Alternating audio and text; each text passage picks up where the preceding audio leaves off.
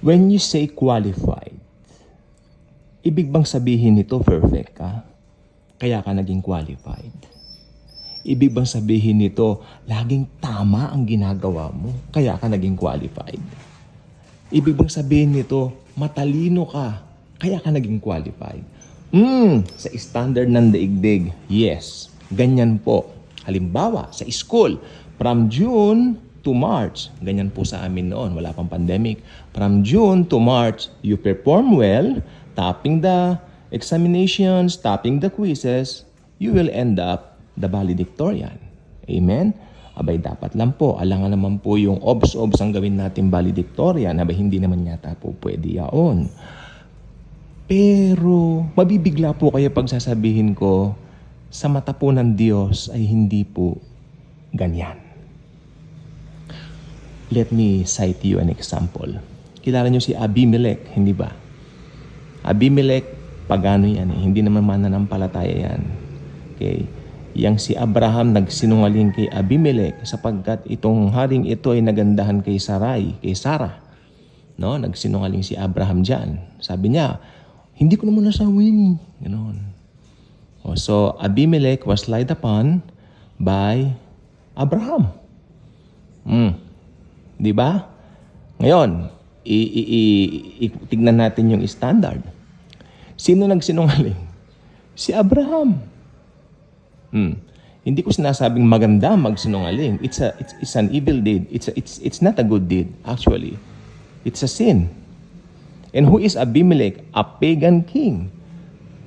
Natakot si Abraham kaya siya nagsinungaling. So mag-iingat din sa takot. Sa sobrang takot nakagawa tayo ng mga maling desisyon. Natakot siya dito kay Abimelech dahil hari nga si Abimelech. Nagsinungaling siya. And then, itong si Abraham ay pinaburan pa rin ng Diyos sapagkat si Abimelech ay nagkasakit, hindi po ba? Pero tanungin ko po kayo, nung nagkasakit si Abimelech, di ba? Sino ang ginamit ng Diyos? Actually, ang Diyos na yan, si Jesus Christ. Hindi pa nare-reveal sa flesh. Siya po yan. Sino ang ginamit ni Jesus? Kasi ako, I love using the name of Jesus. Sino ang ginamit ngayon ni Jesus upang pagalingin si Abimelech? Again, tatanungin ko kayo, unang-una, sino ba nagsinungaling? Sino yung pinagsinungalingan? Who was being lied upon to? Hindi ba si Abimelech ang napagsinungalingan? Sa standard ng mundo, mali yung nagsinungaling. Ang tama doon, si Abimelech kasi pinagsinungalingan siya. Pero yung favor ng Diyos na kay Abraham eh. Kaya tignan ninyo, tanong ko, balik yung tanong, sino ang ginamit ngayon ng Diyos, ni Jesus Christ, para pagalingin si Abimelech? Si Abraham. Yung nagsinungaling, yun pa ang ginamit para pagalingan yung pinagsinungalingan. Okay? Hindi ko sinasabi nagkukonsinti ang Diyos sa kasalanan. Of course not. Simple. Sa Panginoon, ganito lang po yun. Kahit nagsinungaling ka, Abraham, kaya kong i-turn yan.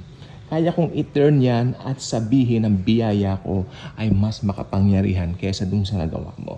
At ang favor ko ay mas makapangyarihan kaysa doon sa kung ano man ang tingin sa iyo ng tao. Sapagkat ang nagsinungaling sa tingin ng tao, tiyak yan po ay talagang bagsak na. Iko-condemn yan, hahatulan yan, iko-commentan yan sa Facebook ng kung ano ng mga pangit. Pero itong si Abimelech, isang pagano na hindi naman nagsinungaling, nagkasakit, pinagaling pa. Ginamit ni Lord Jesus si Abraham para pagalingin siya. Okay? Ano ang malalaman nating lesson dito?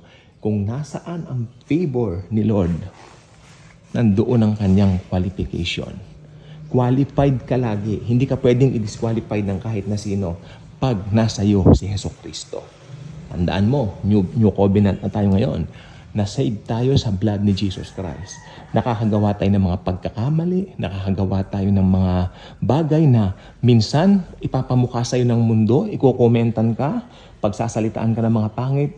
Ngayon, si Satanas bubulong sa'yo. Ayan, mag-isa ka lang ngayon. Wala kang nakampi kasi mali ang ginawa mo, maling ginawa mo. Pero sa mga oras na yan, tandaan mo, kung ikaw ay totoong mananampalataya ng Panginoong Hesus, sa oras na yan, kasama mo ang Panginoong Jesucristo. Yung mga unbeliever na nagko-condemn sa'yo, tatalbog sa kanila parang bola. Yung mga sinasabi nila sa'yo. Very powerful ang kapangyarihan ng Panginoong Hesukristo. Okay? Grace is greater than anything. Naligtas tayo dahil sa grace. Si Abraham, tandaan po ninyo, ginamit siya kay Abimelech. Si Abimelech na isang pagano, nakatanggap ng kagalingan dahil ipinanalangin ni Abraham. Di ba? Naisip niyo po ba kung sino po tayo ngayon kay Jesus Christ? Kung yung pagano pinagaling, ikaw na Kristiyanong may sakit. Huwag mong tanggapin ang iyong karamdaman. I-claim mo ang iyong kagalingan. By His stripes, we are healed forever and ever. Kung si Abimelech na pagano gumaling, ikaw pa. Okay. So, ayan po ang gusto ko sabihin niyo. Ang daming masustansyang mga makikita po natin sa buhay ni Abraham. At makikita mo ang pabor. Oops, pabor po yan. Hindi pa binibigay ang law kay Moises. Pabor yan. Tandaan nyo, before the law enters. Before the law entered, grace pa rin nun. Amen?